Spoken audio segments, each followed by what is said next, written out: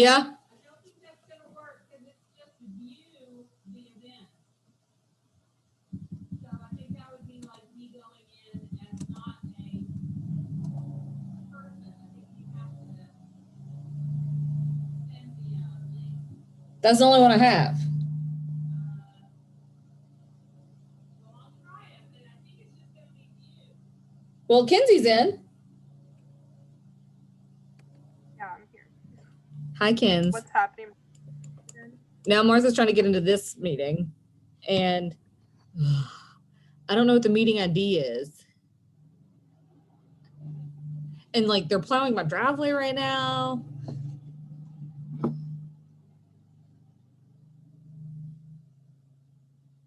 It doesn't say what the meeting ID is on the message. It just says like click here to join. I know, because I did it through effing I just looked at the meeting ID. I wonder if I can see it on my phone. Hold on. But also. But it probably generated some crazy random password too. It's like because you have the waiting room and everything. Yeah, I do have the waiting room, right? Yeah, because you had to let me in. Yeah, I'll let you in, and you're a co-host now. Yeah. I love technology. I'm sending Martha an invite from the. Okay, hold on. I've got an ID for her now. Hi, G. Hey, Martha. Here's a meeting ID. Can you put that in?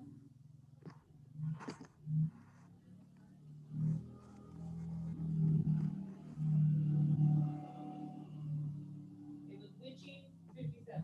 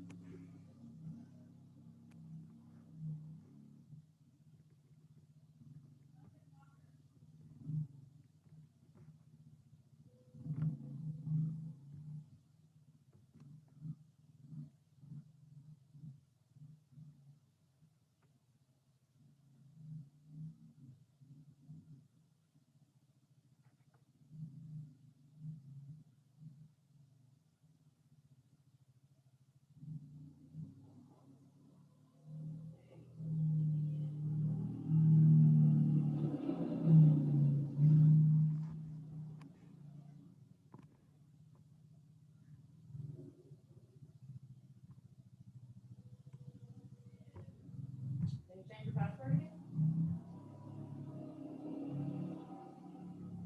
Or you had it, you said WHI. Are you sure it's not that? WHICH? Okay.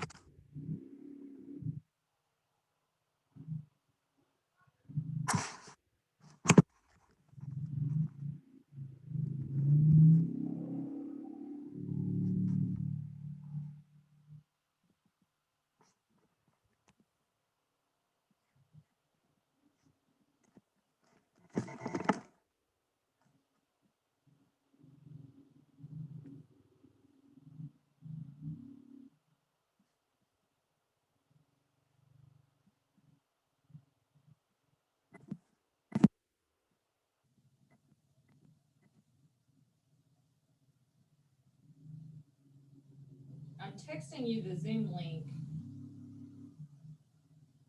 that I think is for this meeting.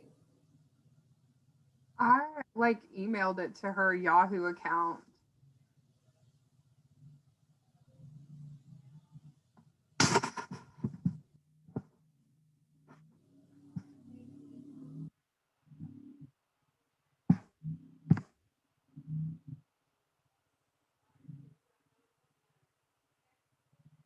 Yeah, go for the text.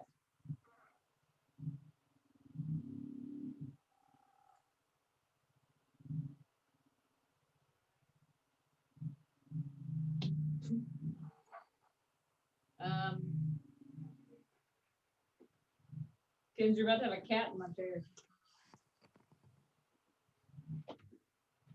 Okay, I just put Martha in. She's sideways. You're just sideways. How do we fix that? You're muted. Oh, everyone's muting upon entry.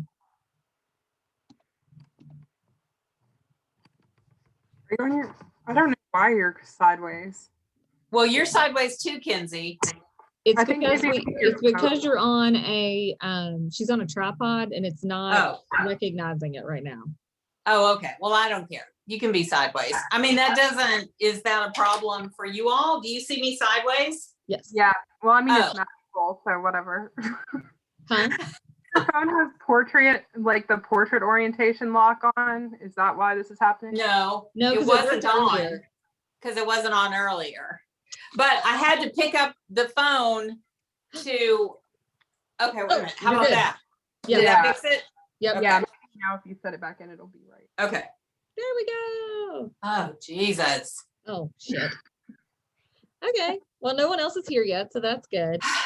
Kenzie, this room is like a literal disaster, so I'm like seated so that you can't see all of it. It's like the room, where everything goes to die. Yeah, I had How to. do you like my hat, Kinsey? Love it, and the green. Right, and the green hair. I gave her the witch Yeah. hat, so I got these. Now I'm not gonna use this the whole time, don't worry. me and go for it. Turn my cameras off. You mentioned that you could pin us. How do we do that? Yeah, I'll do it. Like you can spotlight for everyone so that you can like see. So I'm gonna spotlight both of you. Where are you going to do that? The little dot in the top right corner. So but I spotlighted both of you, so you'll be on the screens the whole time. I did not know you could do that. This is like kind of life-changing. I mean, as far as So what did you? Yeah, it's not as disruptive. Like if you hover over the video of someone, like in the top right hand corner, a little dot, you can spotlight the video of people so that they'll be like on all the time. Somebody just joined us from a phone call. Are you letting them in? Yeah. Okay. So we have to behave now. Oh, darn it. I mean, as much as we can with this. I feel silly. Yeah. There's a real good chance. And so what time is it? 5:26. 5:26. Oh, sorry. Oh, okay. So we still have 4 minutes and people are joining, but they can't talk, right? Well, They they can. can. Like, they can mute themselves, but I can force them to be muted if it's like interrupting you guys. I'd like you to, I guess okay. So, and can people chat? Yeah. Yeah. The chat's on. Okay. I can't see the chat area, but let me see if I can turn that on. No, I cannot on my phone, apparently. Oh, wait. You can Chat. be able to. Oh, if I do chat, then that's all I see. So, Yeah. so Kinsey, you're going to be monitoring if people chat. Yeah, I can. Okay, thank you. Because if they ask questions, I can't see it Okay. on the phone. And as for whether we enforce muting, I guess my gut feeling is to yes, enforce muting. So that way we don't hear like if their phones ring or, you know what I mean? Yeah. Yeah. Well, they're muted upon entry, so unless they unmute themselves, it should be fine. And Okay. mute people again.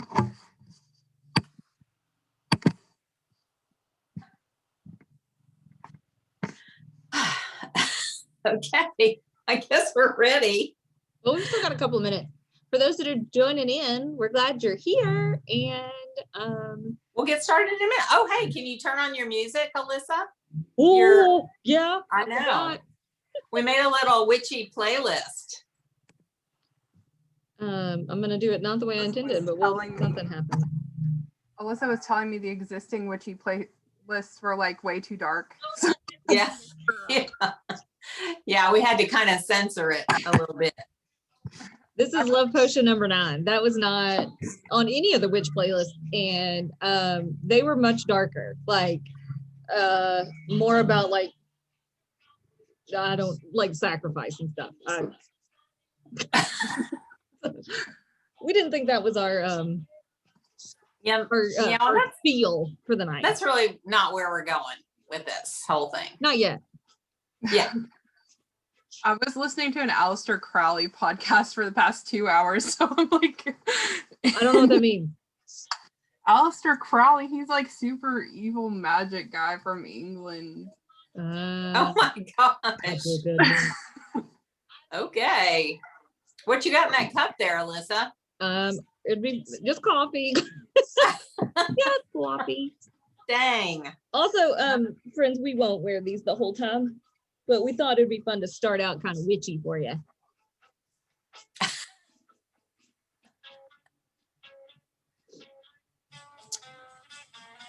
Oh, There's the music. can you hear it? Yeah.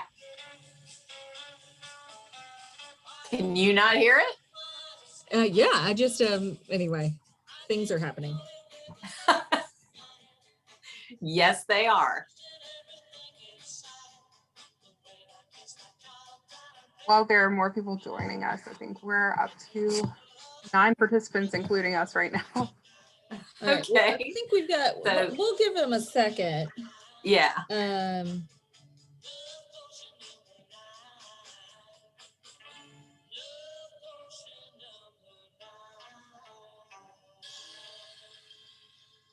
Very appropriate witchy music. I mean, it says the song's about a witch.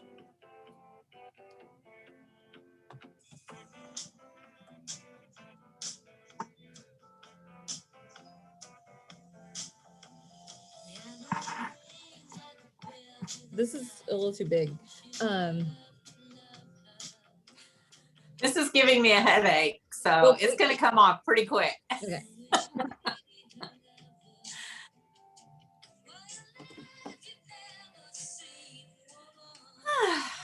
All right, well, it is officially 5:30, and I am not one to usually start things on time, but with us Zooming, it makes it a little easier, I feel. So folks can join in when they get here. I am not going to play witch music the whole time because it's going to distract me and encourage me to sing, and no one really wants I'm that. letting you see my hat because now I'm going to take it off. Okay, it's gone. Oh, that feels so much better. Woo, it's a miracle. So thank you all for joining us this evening for a program as part of the Big Read. We're calling it A Tale of Two Witches, the story of Circe and the story of Kate, the Bell Witch. So we're excited to kind of dive into that. Like Martha had on her witch hat. I have this. I'm like I said, I'm not gonna do this the whole time because it keeps sliding mainly. So we are actually both in different rooms of my house. And so if that causes any audio problems, we think we've got it all figured out, but please just holler if anything isn't working. Kinsey Russell is with us too, and she is kind of manning the backside of all the tech. So if you have any questions, put them in the chat, and Kinsey or one of us will address that.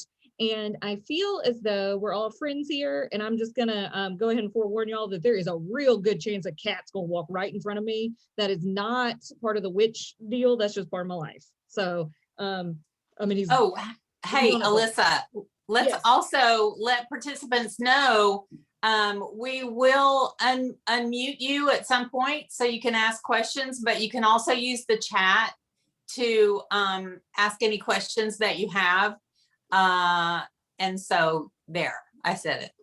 Yeah, so we're so excited y'all are with us. I'm going to share the screen now and kind of give y'all it's just a little bit of a presentation. So bear with me for a second, and then you won't have to look just at me and Martha. You can look at me and Martha and this. All right. All right, so like I said, tonight we will be talking in our museum after hours about Circe and Kate, a tale of two witches. Hold on one second for me. All right, so before we get really into the story here, I do want to take a minute and thank our partners and our sponsors. So this is the 7th year that we've done the Big Read. Big Read is a grant that is administered through Arts Midwest, but the grant itself is from the National Endowment of the Arts. And the whole idea, as I'm sure you know, is to gather around one book. We have to choose a book from a list. And this year we chose Circe. And I'm gonna be honest, when I was like, oh, we're gonna be reading about a Greek mythology and a witch and a goddess, I was not sold. If you have not read the book yet, which I'm gonna guess most of you have not yet, it's fantastic. It is so good. If you did not have a chance to join us last night for the kickoff with the author, Madeline Miller, it is up on Ken's the Facebook page. Yes. Yeah, it's on Facebook, on the Big Read Facebook page, and a YouTube link on like all of the Packy and Alhambra pages. All right, y'all, I've already read the book and she made me want to read it again. It was really, really good. So with that in mind, we're excited to read Circe and to talk about it. This is just really like day 2 of the whole program. So we're kind of giving y'all a look at Circe, the character, in comparison to one of our locals. But just thanks to our sponsors and the partners, this is a big program that the Arts Council and the museum and the Hopkinsville-Christian County Public Library partner very closely on, with a lot of help from the Christian County Public School System, the Hopkinsville Community College, and the Christian County Literacy Council. But we couldn't do any of it without Planners Bank. It is a grant and we do have some funding, but we really rely on our book sponsor to provide books for community members and for schools as well. So thank you, thank you, thank you. There's Martha's holding up the book. I think I had to adjust where I was sitting, and so I don't even know where my book is, but yes, the book is beautiful and it's just so well done. Here's how we're going to work tonight. Neither Martha nor I are going to take on the persona of a witch, hopefully. What we are going to do, though, we got a set of questions that we came up with to kind of discuss from the perspective of both Circe and Kate, the Bell Witch. Martha's going to take the Circe perspective and I will take the Kate perspective. So with that in mind, before I kick it to Martha, for those who don't know me, I am Alissa Keller. I'm the director of the Museums of Historic Hopkinsville-Christian County. And one of my big challenges and obstacles, and one of the most fun things I get to do with the Big Read in particular, is figure out how to make whatever book we're reading fit local history. Was it just last year we did Our Town? That was easy. Books about a town, we live in a town. I can do that. But Greek mythology, it's a little harder. So one of the things I thought, Circe is a witch in the book. And so what is the witch around here that everybody knows and talks about? Kate, the Bell Witch. So that's how we're going to connect the two locally. Now we've got Martha that's going to tell us a little bit about herself, and then we'll let her talk about Circe. Okay, hi. Yes, we are excited that you're here. Hey, Kinsey, is there any way you can tell us how many people are here? We have 13 people on. Sweet. Awesome.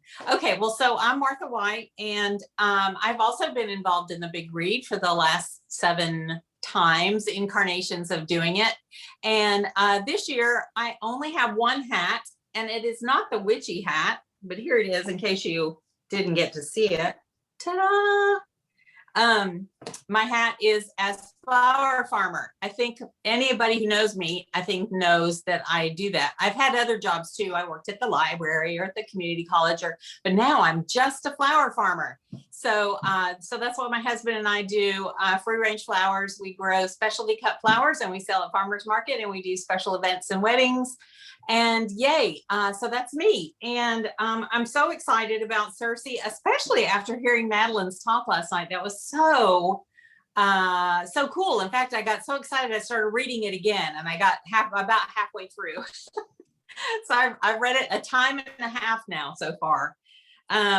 Okay, so Circe, I'm going to tell you a little bit about her. I'm going to try really hard not to spoil anything. I don't want to, we're not going to give away the ending, or, but from mythology, there are certain things that happen. Like, we know that Circe meets Odysseus. So it's okay if I tell you that part, because in theory, if you've read any Greek mythology, you know that. So Circe is a character from Greek mythology, and she had a bit role, as Madeline was telling us last night. She kind of had a bit role in a lot of ancient Greek tales. And so that's what fascinated her about Circe, and she wanted to fill out her life. So one of the things that we learn early on is that Circe, who is the daughter of Helios, who's the sun god, and a nymph, Perse, is that Circe is, the nymphs are like the lowest of the low. If you think of the hierarchy of gods, she is the scum. She's down at the bottom. She doesn't have any special powers. At least she doesn't think she does. She's not as pretty as all the other goddesses. She has a weird voice to the other gods. They think her voice is horrible because she sounds like a human. They indicate that she talks like a human. So that's really weird to them. So they basically look down on her. She's just, we get the picture right away that she doesn't fit in, and she knows she doesn't fit in, and she's desperately trying to fit in, but she just doesn't. So that's kind of how we start with Circe as a young goddess. She doesn't have any power. She doesn't know she has any power, and she's looked down upon, and she's trying desperately to fit in. Okay, take it away, Kate. All right, so Kate, a little different. Kate is known as the Bell Witch, and I will go ahead and put it out there that I think witch is not even an appropriate term to use for Kate at all. We're going to lean on it tonight, but I think witch is kind of a misnomer for Kate in and of herself. So the story of Kate, from 1817 to about 1821 in nearby Adams, Tennessee, which is in Robertson County. I think when William Turner tells the story, he always says about 35 miles from where the spot you're keeping warm right now. So Adams is about southwest of us. The Bell family, with specifically John Bell, the father, were visited by an entity for on and off for 4 years, and she tortured them. She tortured them in a number of ways. She had certain ones that she was more after than others. John Bell and the daughter Betsy were her big focuses. She was very different as far as her modes and her methods, which we're going to get into a little bit more. But this is a story that has lived on. You got to think that's 200 years ago that this happened. And so it's lived on through storytelling and folkloric traditions. If it's from, Martha and I were talking earlier, if it's from ancient Greece, it's mythology. Kate is our version of mythology. When you really get down to it, we call it folklore nowadays. So Kate is an entity, a spirit of sorts that has a bone to pick and a score to settle with the Bell family in the 19th century nearby. All right. So what do they look like? I'm gonna let Martha go first every time. Yeah, I think that's appropriate, don't you? Yeah, age before beauty, right? Well, sure. Yeah. Well, in Circe's, I think we got that. Beauty, Thanks, so Alissa. I think we got that. Okay, so Circe is in appearance, of course, we don't exactly know what she looked like, but just like we have artwork of other historical figures or people from mythology or whatever, there are art depictions of Circe, and at least in the book, she's described as I think she's pretty, but she's not like glowing gorgeous the way that most of the goddesses are. So she has, I think I remember reading, she has a sharper chin than is, you know, typically thought of as beautiful. She has a long braid. Her hair is blonde, and her dad is Helios, so all of his kids have, you know, glowing aspects. And I don't think she glows as much as everybody else, but I assume that means she has blonde hair and it's shiny, and she has a beautiful long braid. It's some of the art pictures that we see, and she's just depicted as a really beautiful person. And of course, she doesn't age. I'm just going to say she doesn't age, and so she looks young for most of her time, and I think she is beautiful, although she's not beautiful in the traditional goddess sense. So, what did Kate look like? Great question. Nobody knows. It looked like nothing if you really get down to it. Kate is described as more by her sound than by her looks. By all accounts, Kate could take the form of things, often animals. She was known to, you know, like she went after one of the Bell boys, one of the sons of the John Bell, as a bird, like a big bird that came, like a vulture type bird that came after him. A black dog showed up a couple of times and chased people, and then reputedly as a black cat as well. But Kate, in and of herself, looked like nothing. She was a spirit. She was like she was not in a body in and of itself. Now there have been, you mentioned Circe, that there are like artistic representations of her, which that's lucky for her because she is pretty in those. The only one I've ever found of Kate, this one's colorized on the cover of this book, but it is not super pretty, that's for sure. So this is who I think wants. No. Yeah, so but Kate is described as having, she's like I said, more described less about what she looks like and more about what she sounds like. You mentioned that Circe had a voice that was very displeasing to the gods because she sounded like a human. Kate also sounded like a human. She sounded like a human woman. And on some occasions, she would somewhat manifest herself. She was most of the time just this disembodied voice that, from my understanding, like cussed like a sailor, but also would recite sermons from local preachers, and she would sing sometimes, lots of different things that she would do with her voice. But she did not look like anything. A couple of times people wanted to know what she looked like and wanted to feel her. And she would let, on occasion, someone touch her hand. There are stories of the voice saying to, you know, put out your hand, but like not to grab her. So like she would they had to lay their hand out flat, palm up, and then she would like graze the top of it. And it was supposed to feel like a woman's hand. So what did Kate look like? Nothing. Yeah. Circe's. Okay, what's our next question? Oh, where did they live? Okay, well, so you know, while Circe was young, she lived with her folks, like we do. Then she did something that ticked her dad off, and he banished her to an island.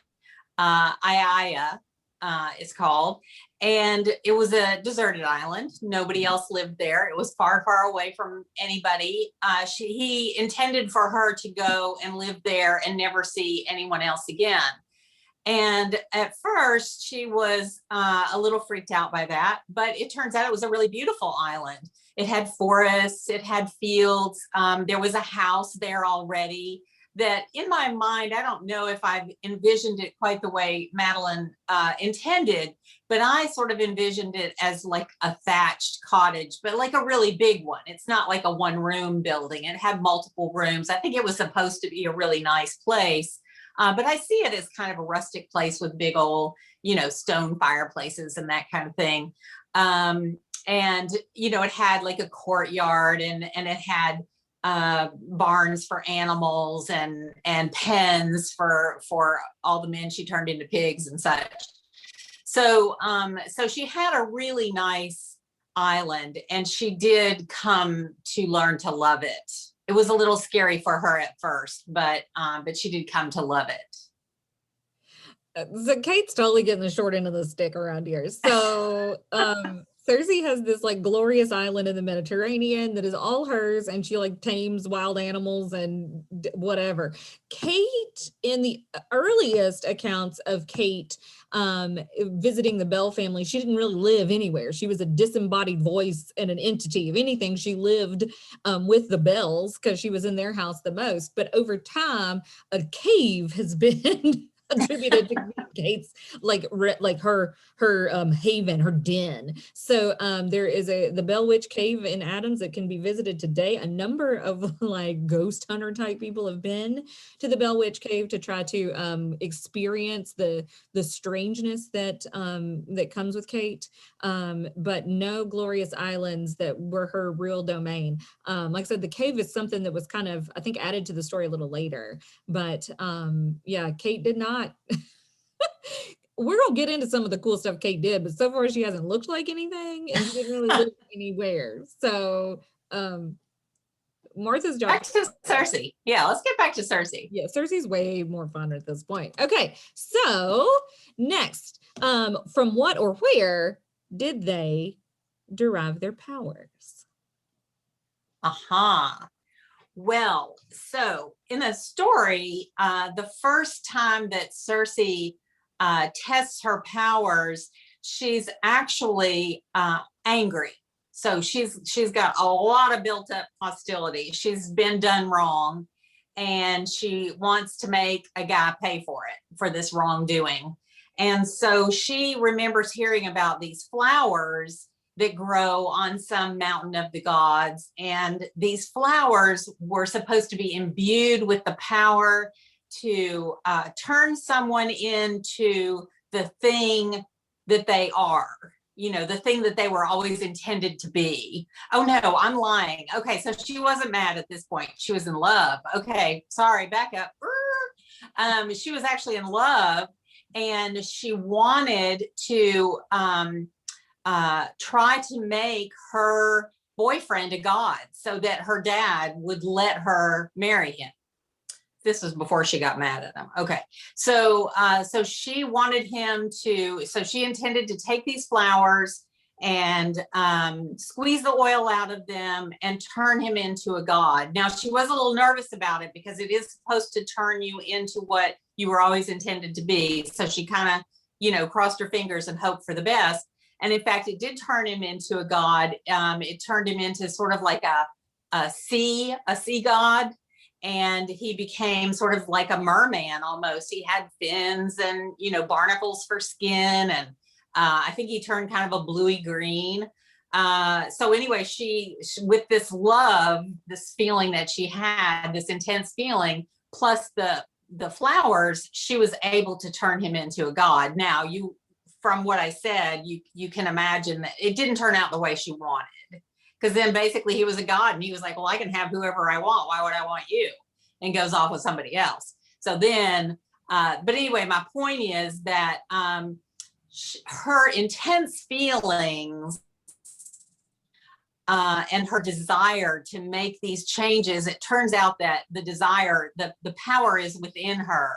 And the flowers were just kind of a prop, maybe an aid to her power, but she had to discover that this power was within her. And as it turns out, as we find out, then Circe's mom actually, her siblings, she had a couple of brothers and a sister, I think, or maybe two sisters and a brother. Anyway, she had siblings, and they all ended up having some certain powers. But she went on to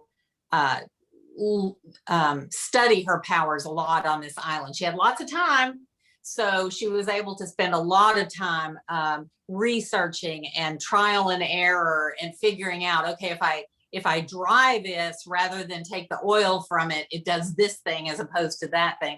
But it all still has something to do with what's inside her and what her desire is to affect some sort of change.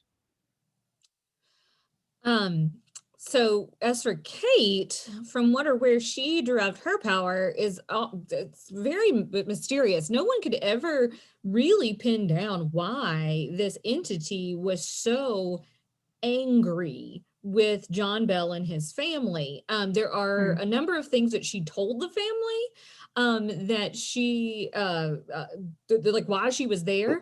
And let me actually back up for a second. She told them. This is not how her story starts, though.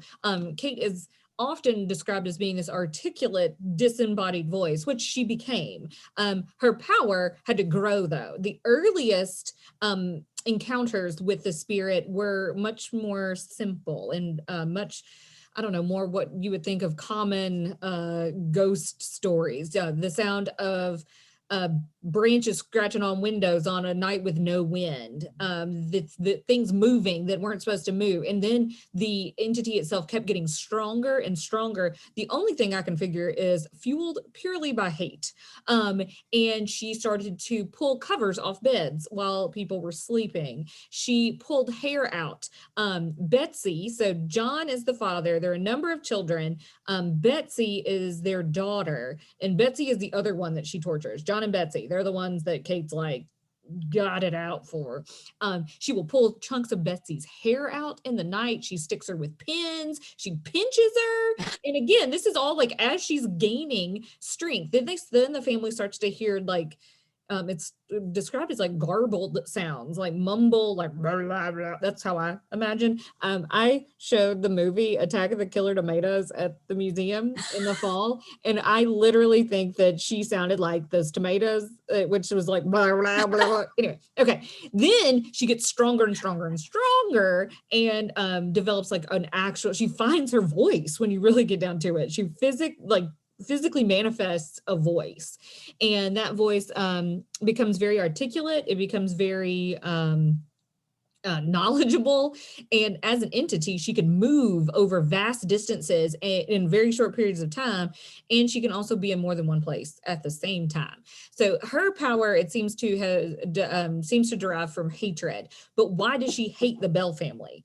That's the big question no one can really understand. I think the most kind of settled upon answer has to do with John Bell in a bad deal with someone, either shorting money. There was something about a exchange of an enslaved person that went wrong. There's an overseer that's mentioned sometimes in the story. Kate herself early on says that it's because a mound of Native American bones, like a burial mound, had been disturbed. And by the Bells near their house, they remember doing it. There was some mound and they were plowing and they found these bones and they like reburied them, and she like sent them on this. She said this was the reason why she was there, and sent them on this like wild goose chase, and they find a bone under a floorboard of the house where she directs them to go, and then she like laughs at them and is like, I'm just kidding, that's not why.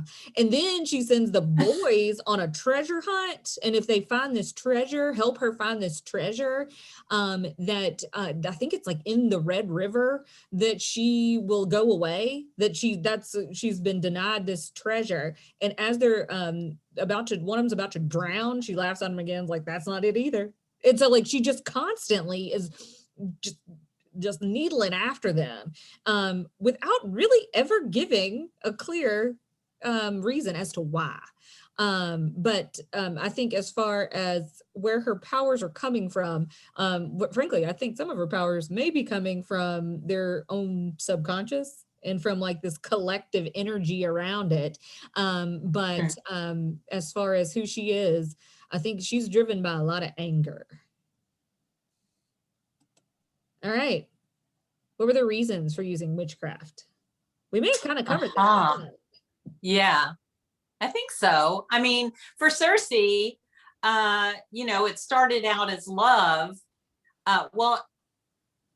So it started out as love because she really liked this guy that she wanted to marry. So she was going to turn him into God. That didn't work out. Then there was vengeance. Okay, so she gets really mad because he decides he doesn't want her, and she gets really mad at the lady he does choose, and turns her into this hideous, 6-headed, 12-limbed octopus thing that then eats, sailors, goes and lives on another island and eats sailors as they sail by. So I think primarily a strong feeling, and it sounds like for Kate as well, this strong feeling they have that they don't know what to do with causes them to, take advantage of the powers that they have, because I can. So yeah, it seems to be in both accounts. They've been fairly different so far, but in both accounts, they are using their witchcraft to get what they want. Yeah. Circe seems to be more about getting like a means to it. She really wants to. She uses it different ways and for good and for bad. Where Kate's is specific. Like when she shows up to the Bells, she announces, once she like gains this voice, she announces that she has two missions. One is to kill John Bell. I mean, that's pretty radical. And then the other is to break up Betsy's love affair. Betsy had been courting a man named Josh Gardner, and I believe he was like the local school teacher. And Kate had wanted nothing to do with that. I'm gonna give Kinsey a shout out. There's a lot. Why the name Kate? She, I think, identified herself as Kate. She was the witch of Old Kate Batts, who was that was another family, I believe, in the Robertson County area. That the Batts and the Bells had some animosity, a little bit of a run-in, and so now she's come back as this entity to torture and annoy the Bells. Okay. What were their witchy calling cards? And what I mean by that is like what was their go-to? Like Circe, she turned people into stuff. She turns people into stuff. So her main claim to fame in all the mythology is that she turned people into stuff. So, and I guess her big one, the one that we all know about, is turning men into pigs. And as Madeline was explaining last night, one of the reasons she wanted to tell Circe's story was, why does somebody want to turn men into pigs? Well, I sort of, in a way, feel like that needs no explanation. Sorry for any men who are listening, but in the story, she fleshes that out. And so we see that she is treated badly by these sailors who just happen to, come upon her island. And she's a very kind and caring person, and she feeds them. She gives them, glorious food and wine. And then what do? They try to steal her stuff, and they rape her and, try to kill things. And, they just act like jerks. So she turns them into pigs. So, from her very first experience with her craft to the end, she does other things too, but turning people into stuff seems to be kind of her thing. Yeah, I mean, it's so poetic, turning the men into pigs. So Kate's kind of the opposite of that. She doesn't turn other people into things. She herself will turn into things. She will morph, like I said, like as a shapeshifter into different forms. I don't think she was ever a pig. I think she was, like I said, a cat, a dog, a bird, maybe, but not ever a pig. But her big calling cards were to talk. This is in a time when people would gather around the fire at the end of the night. Some accounts say that she wouldn't start talking until the fire was out. So here people working all day, farming, and they come home and they try to go to bed, and there's just a voice talking all the time. I mean, and not just talking, but like harassing them. So Kate was very well known for talking, for carrying on conversations. I think she sang hymns in the house. She would go to church. And she, this is what, like, she could travel great distances and be in more than one place at the same time. One Sunday she came back and, to the house, she had, I guess, manifested she was in the Bell home and started talking about the two preachers, the Methodist and the Baptist preacher, that they'd preached on the same scripture, but how they'd taken a different take on it, but they'd done it at the same time. And so, like, they started questioning Kate, and she started repeating their sermons verbatim. So she had this ability to be lots of places. She also had this ability to recite and to remember things. So she because she could be a lot of places too, she was quite the gossip around. She would wait till people came to the Bell House, and then she would tell people what other people were doing, because she was not didn't have a body. She was this disembodied spirit, so she could be all kinds of places, looking in on all kinds of stuff. So people started to act right when Kate was there, because they didn't know when she was going to call them out in front of whomever. So she could do that. She was known to there is a story about Andrew Jackson coming up from Nashville, and how they were coming to kind of debunk it and thought it was all a big joke. Because I mean, the story of Kate spread like wildfire, even like while it was happening. And the story goes that the carriage that was carrying who'd been General Jackson at that point, pulls up to is on the road going to the Bell House, and right as they're going to turn to get down to the cabin, the wheels lock, like they're in mud on a completely dry road. So she's known to do those kinds of things. She already said she would mess with Betsy a lot, picking at her, pinching her, poking her with pins, pulling her hair. There was a story about she and Josh Gardner, Betsy and Josh, going out courting, and that they were walking and came to a little muddy spot, and they tried to walk around it, and she just pushed Betsy like face first in the mud. Another story that I'll tell now, it may come up in a better way in a later question. There was some big old boy that was real tough that was gonna he decided he was gonna spend the night with Kate. He invited her back to his cabin, and he was going to take care of, he was going to try to find her somehow. I don't know. So he goes home, real cold night. He bars the door from the inside, and he gets in bed, not thinking much about it. And while laying there, he feels the weight of someone lay down beside him. And it's Kate, and she's like, tells him to, scoot on over and let her in. And he decides he's going to catch her. So he kind of snuggles up a little bit, and then wraps the blankets around her and picks her up to throw her in the fire. He's going to get rid of Kate altogether.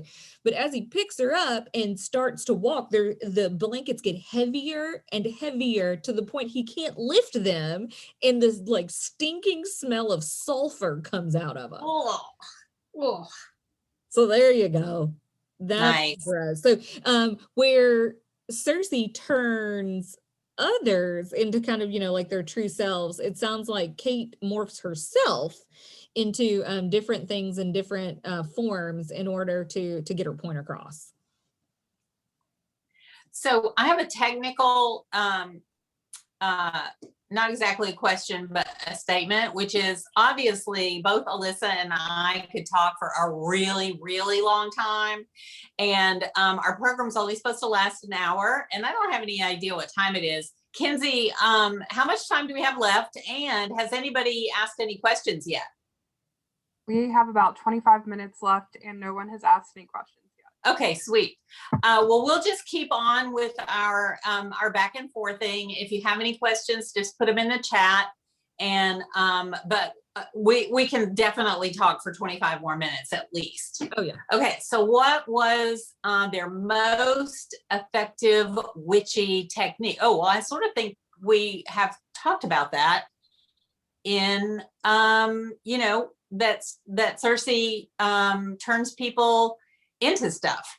I do want to point out though, because Madeline last night made a point of talking about how Circe, she was stuck on this island by herself, and she spent a lot of time researching herbs and plants and flowers and figuring out how to use things to make other things happen. So in fact, so she mentioned that Aides says that pharmakia, which such arts are called, those herbs with the power to work changes upon the world, both those sprung from the blood of gods, as well as those which grow common upon the earth. And so, and I have mentioned before that all the children of Perse and Helios had this power to use herbs to affect changes, to do things.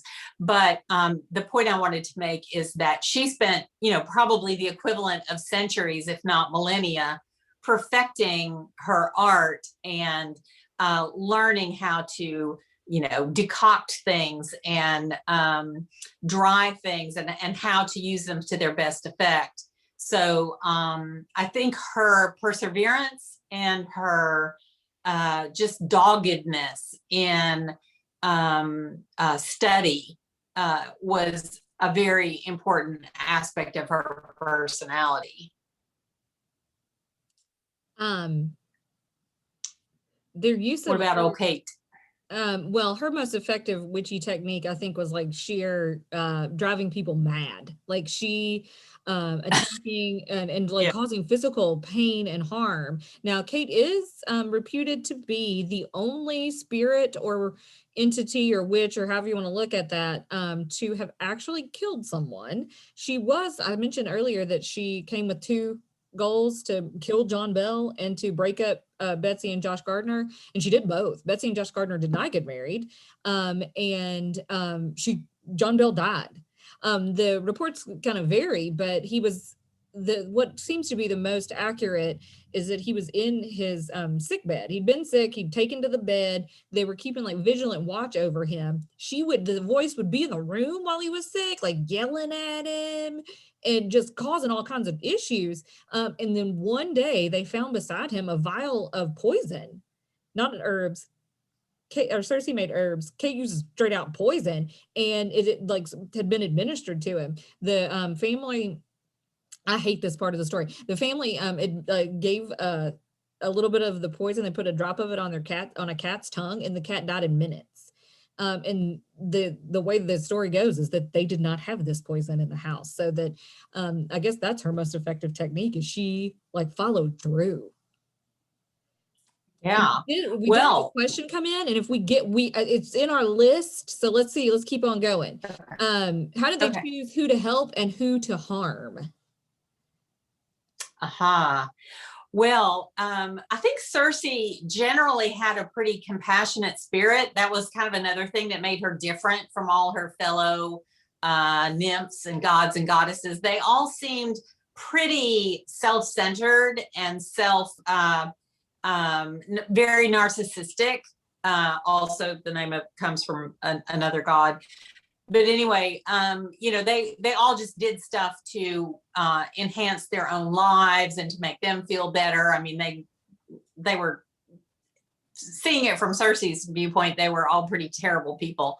But Circe had some compassion. Her very first compassionate act was Prometheus, I think, the one who gave people fire, who gifted humans with the gift of fire, and the gods were really mad at him, and so they ultimately sentenced him to have his liver plucked out by a bird every day for eternity, which they did. But before that, he got horribly whipped and beaten and, just torn limb from limb, basically. And Circe gave him some nectar to drink, which kind of restored him. So she has some compassion. And so, like all these sailors who come to her island, her first instinct is to, give them food and give them wine. But then when they turn around and they try to steal her stuff and then they rape her and whatever, then she's like, okay, that's it. I've had enough. You are now pigs. Yeah. Or you're a six-headed monster because, you took my boyfriend away from me. So she didn't do very many terrible acts, and the terrible ones that she did, she regretted and she agonized over and lived with for the rest of her being. She always regretted turning that one girl into the six-headed monster, and mostly not because of the girl, but because of all the soldiers or all the sailors that monster went on to eat. It was like, oh, I have to live with the fact that I've probably doom thousands of people to death because, she eats, 6 guys every time a ship comes by. If they can sail fast enough, they only get 6. But, if they're kind of slow, then she can get 12 or, whatever, multiply whatever by 6 heads. That's how many she's going to eat. So basically, her choice was mostly to help people. That was her instinct. But boy, if somebody did her wrong, then uh-oh. Well, I think we see, I've had kind of a realization as we're going through this. So we're seeing Kate through a pretty narrow lens here. And what we're seeing is someone that did Kate wrong, one way or another. So how did she choose who to help and who to harm?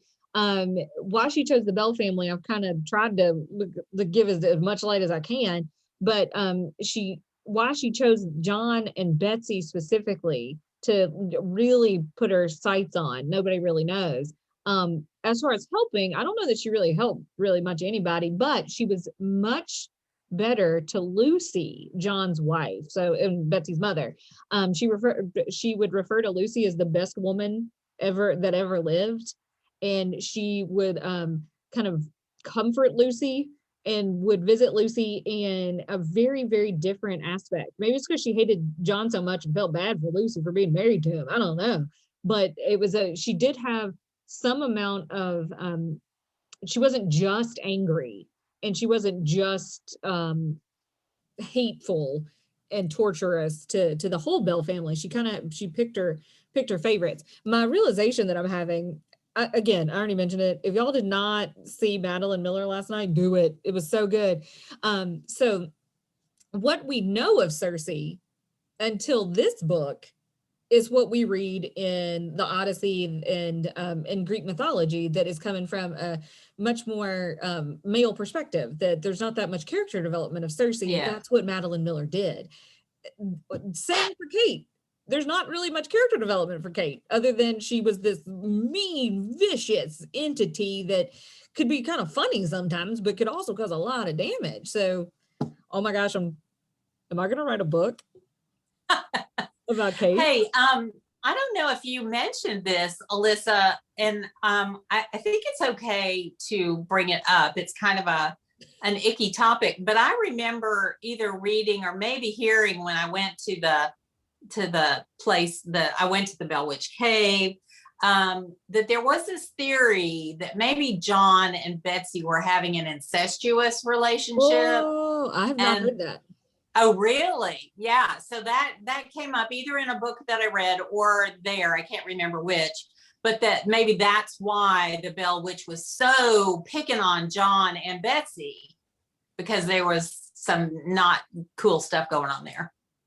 That is that would definitely be a woo. No, I hadn't heard that. There are lots of theories about it because nobody knows. It's kind of crazy. Yeah. I think we kind of just hit this. Did either witch have any redeeming qualities? I'm gonna go first here and say Kate kind of doesn't. Like she's nice to Lucy, but I mean, like, come on, she kills her husband. I mean, I guess if there was an incestuous relationship, but still, like, there's not. Kate is pretty awful, as depicted in folklore. How about that? Yeah, yeah. Circe, yeah. You just talked about her compassion. Well, of course, I don't know that there was that much compassion in the mythology. I don't know how. I read some of the Iliad and the Odyssey, but I couldn't say that there's any indication that Circe had compassion in any of that mythology. This is from the perspective of Madeline's story, where she's trying to put context around the things that Circe did and is trying to develop her into a full-blown character. And why do people do bad things? Generally, it's because they had bad things done to them. But she was basically a compassionate person and showed compassion. So, but I mean, do we really know? We don't really know. These are stories about people who may have never actually, or probably never really did exist. But we think, at least according to Madeline, that Circe had many redeeming qualities. I mean, I thought she was a pretty cool chick. You know, she's somebody I'd want to hang out with if I got to meet her. She talks to animals. You know, she's got this lion that is her sort of her familiar, I guess you could say, not just a cat, but an actual lion. And she has boars who hang out around her house, and she seems to be able to communicate with them. And I think that's pretty cool. And, you know, she knew how to use all these herbs and stuff to do things like, you know, heal people and stuff. So yeah, I'd hang out with her if I could. I would not hang out with Kate. Same. And I would much rather hang out on an island than in a cave. Yeah. Okay. Ditto. What about character development? Did either of them grow? Well, I think we have seen a little bit about what I've said, that Circe does grow, that she, as a young person, you know, she is kind of starting down the path of your normal God, where she wants what she wants when she wants it, and she's trying to figure out how to get that. But then she realizes that these things have consequences. You know, she turned this girl into a six-headed monster, and now, you know, for all of eternity, some guys are going to die every time they go by her island. So she does figure this out and realizes, oh, okay, so when I do icky stuff, you know, bad things happen, and there are consequences for that. So, you will see, I will not say anything, but you will see towards the end of the story, she very definitely has growth. And that's all I'm going to say. Yeah, Kate, again, I think she does grow. I don't think it's the way we want her to. I don't know if the growth is like in a positive way, but like she's, like I already said, she starts out as this like entity that can pull sheets off of a bed, and she ends up murdering someone. So, you know, she starts with a garbled voice and she grows and gains power.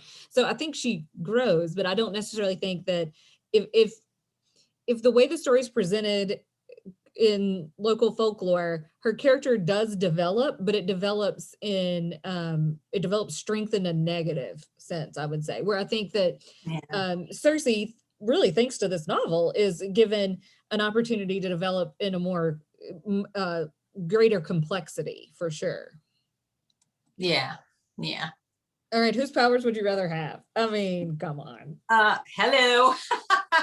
I would much rather be able to turn men into pigs.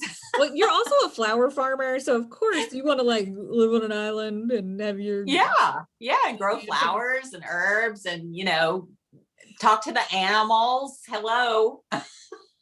Yeah, agreed. I mean, Kate, I do like the thought that she can just like be somewhere and nobody knows she's there because she's a disembodied thing. So she can, like, you know, eavesdrop and learn things, because I always want to know all the things all the time. So that's kind of fun. I like the fact that she can be in more than one place. I also have always am gonna have like a case of FOMO, the fear of missing out, and this way you can be all the places.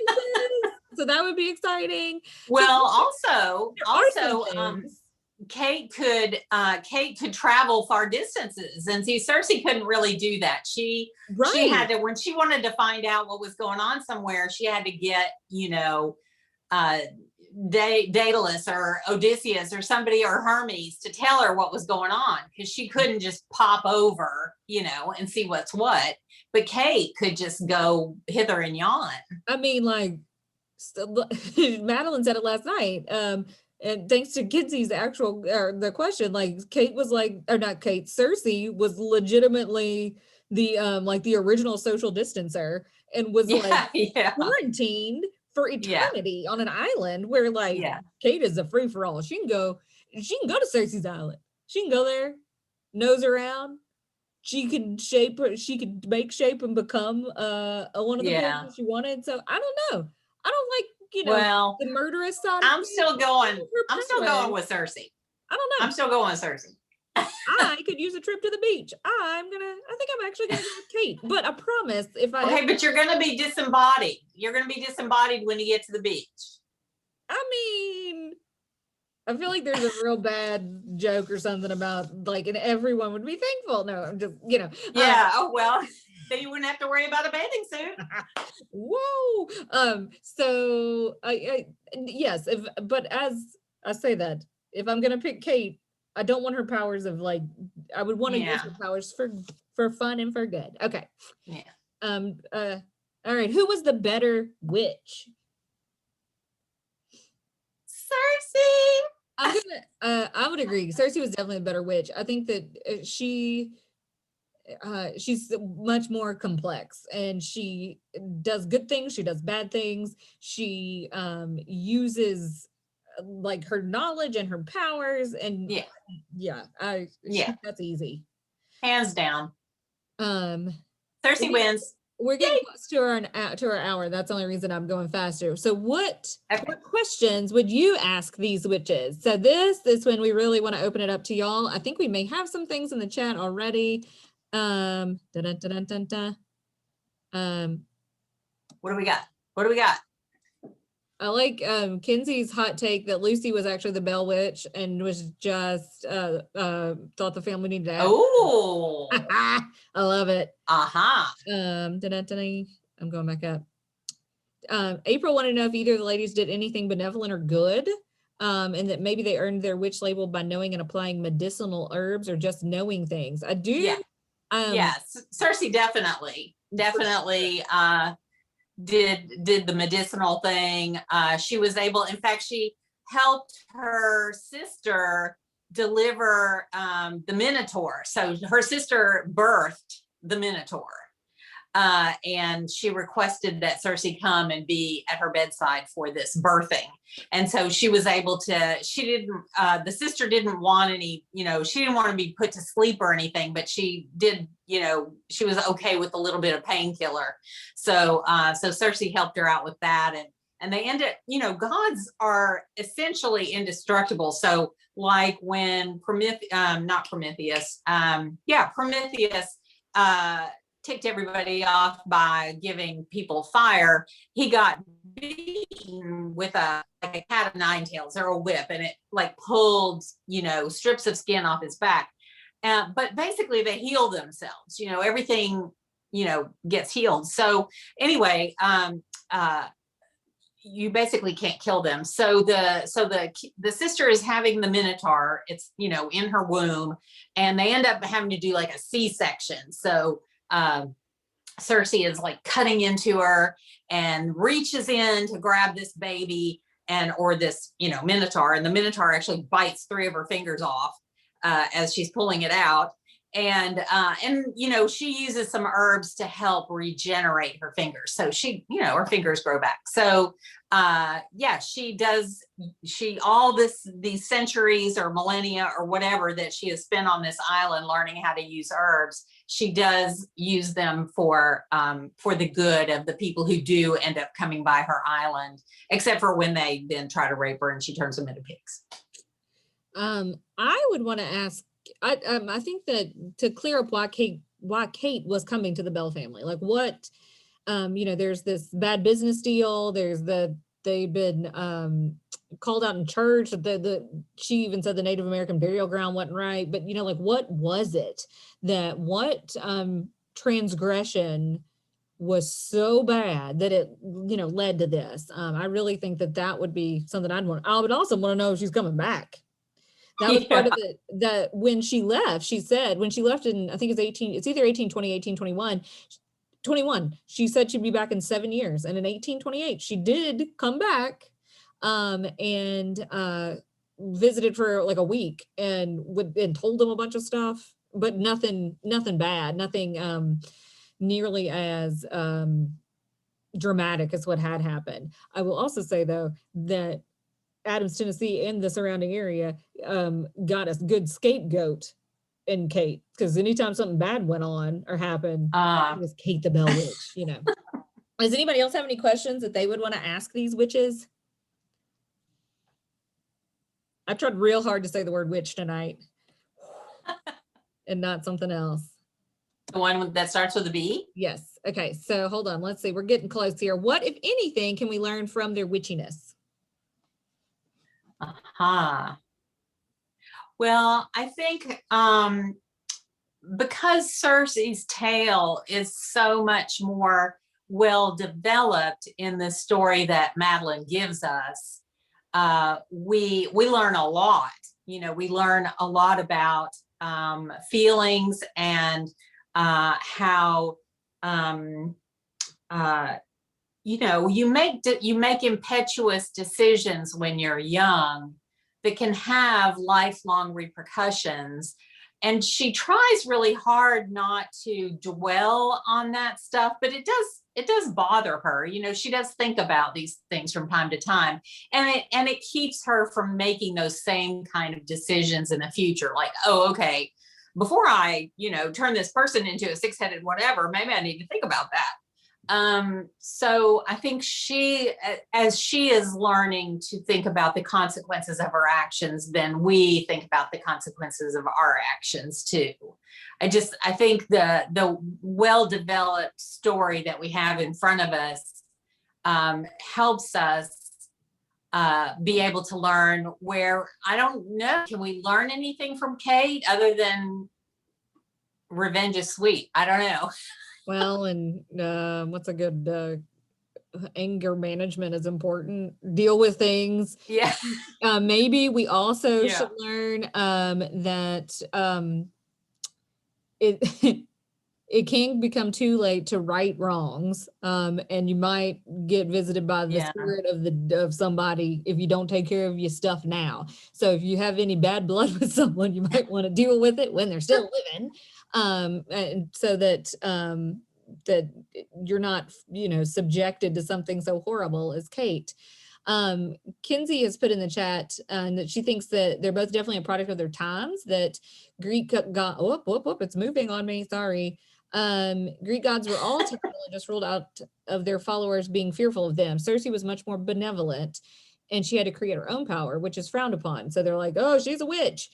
She's also a woman with a lot of power, and she's not a god. She's a demigod. She's a nymph. So like for her to be powerful, that's scary because they don't know what to do with her because she's different. And and Kate is definitely a product of her. It's really like a story of religion in a lot of ways, of early 19th century religious, puritanical, real strict Christian beliefs, and how they're moving across the frontier. And there's a lot of scare tactic that comes in with that. That may actually be Madeline said something last night about witches, and I can't remember if it was a quote that she was quoting or if it was something that she said herself, but we were talking about witches and why they were so frowned upon by society, and she said witches wield more power than society is comfortable with women having in general. And so that's why. Then sign me up. I want to be a witch. Yeah, really. I kind of don't, I'm lying. But I think that's a beautiful sentiment and really true. I mean, like, that's what do you do in a culture that for millennia has been male dominant? So you have strong women. Male dominated. What is their place? What is their role in that story? And witch or demon. I mean, like it becomes a negative. The power is not viewed in the same way across that gender line. Yeah. I put this in here. Did these witches really exist, and does it matter? I'm going to say for Kate's perspective, I'll say no, it doesn't matter. Did she exist? Maybe. Does it matter if she existed? No, because the crux of her story is the effect that it had on the family. So whether or not the Bells created all this for some kind of torturous propaganda or whatever, I can't imagine that they did this, and I'm not in any way saying that I think she could not have or did not exist, but I think the power of her story and of what we learn from it is not dependent on that. Right. I think that's true for Circe as well. I mean, these are essentially stories, folklore, mythology, whatever you want to call them. There are stories that have been told over the years. And in one case, they've been told for, thousands of years. In one case, they've been told for, decades. And so the point is the story, not so much whether these people existed in real life. It's the story Yeah, like, that matters. oh. Okay, we just did this. What do these witches tell us about the societies and cultures in which they existed? Kinsey, Oh, you answered that for you were us. so good. Yeah, Yay. the stories itself, as far as Circe is concerned, Madeline touched on last night, the thought that, Homer, whether Homer was one person or a bunch of people, but these storytellers would create these myths, these legends, these epics that they would tell over and over and over again. And of course, those get morphed over time, like anything. But that's part of the culture, and that's part of where Circe is born, out of that. And I would say the same thing goes with Kate, but in that sense of this real strict adherence to a really strict interpretation of religion, and of a Christian religion, of the Bible, and how anything outside of that is going to get viewed in a pretty demonic way. We are almost at the end. Hey, where can we learn more about them? You go first. Hey, read the book. Wait a minute. Here it This is. is easy. You can read more about Circe in the book. And also, I think Alissa is going to share what programs are coming up this next week. Right, Alissa? Yes. Yeah, that's coming up in just 1 second. Okay. So, Okay. read the Circe, obviously. To learn more about Circe, read the book. To learn about the events surrounding Circe, if you want to get into anything other than Circe, the Odyssey, Yeah. that, which, I mean, is fascinating. Oh, if you listen to Madeline's talk from last night, she mentions a particular translation by a woman that just came out a few years ago that she really liked, and she thought that was a particularly good translation. So you should listen to her talk so you can find out the name of that, or not the name, but the woman who translated it, because I don't remember it off the top of my head. You can also pick up books like Edith Hamilton's Mythology, Timeless Tales of Gods and Heroes. This is gonna make, I think it's really funny. I read this in my freshman year in high school. We read I think the Iliad, and I wrote inside of it, can you see this? My name and the date, 12/6/95, and drew a peace sign and a flower, because As you do. and I don't get rid of anything. So there you go. As far as the Bell Witch is concerned, this, which is going to be totally hard for you to see, this little book by M.V. Ingram, he was a journalist, I think, out of Clarksville. He wrote the first real account of the Bell Witch, and it's called An Authenticated History of the Famous Bell Witch. And this came out in 1894. And so he was interviewing members of the Bell family, like some of the kids still were alive. And so he gets into this is like the first earliest version. It's kind of hard to come by. This is the copy that the museum has. And I actually didn't know the museum had it and got it from the library, but it was not supposed to be checked out. It's in the reference section, so it's there. But there are a number of other books. I mean, these are just ones I had at the office. So the infamous Bell Witch of Tennessee, The Bell Witch of Tennessee by Charles Bailey Bell. This one came out in the 30s, and this is I think it's John Bell's grandson that's writing that. So there is more to read. Also, the Bell Witch comes up a lot in pop culture. There are a number of movies that are based off of bits and pieces of the Bell Witch. There are a number of, there's a band, I think, called the Bell Witch. I did not add them to my playlist because it was a little scary. There are lots of things. In Adams, usually in October, they actually have their old schoolhouse. There is a pavilion out back, and they do performances there. And there is a musical called Spirit that tells the story of the Bell Witch. I have not seen it, but I've seen another musical that they did, and it was fantastic. So you can learn about her that way as well.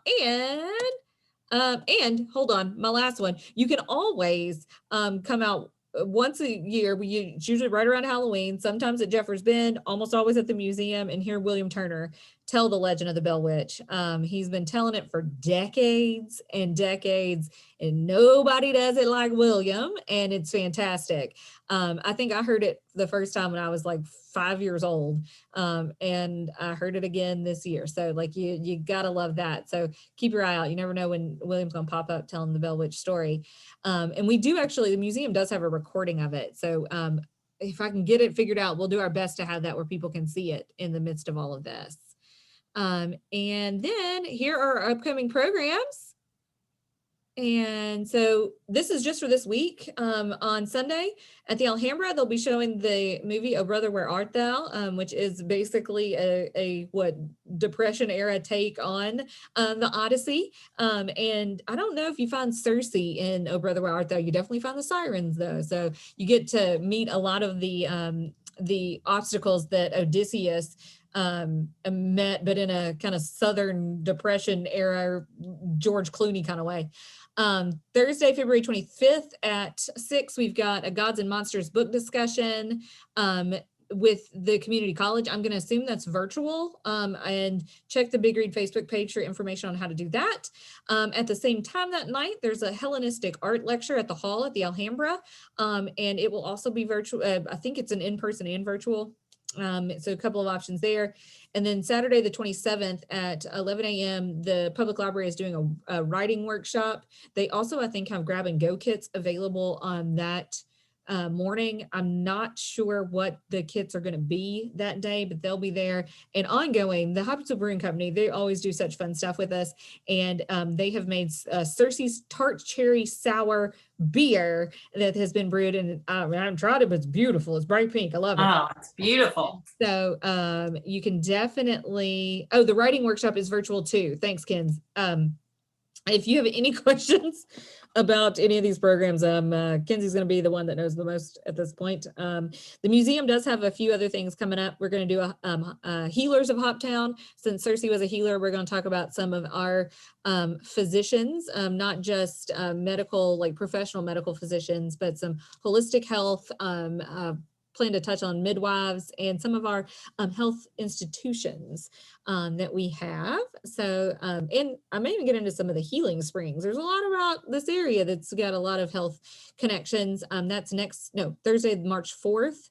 And then we're working on an herb workshop where you'll make your own kind of salve based off of some local traditions and connect it to Edgar Casey. That reminds me, Alissa, to tell people how and when they can get their little witchy kits. That's right. Thanks, Martha.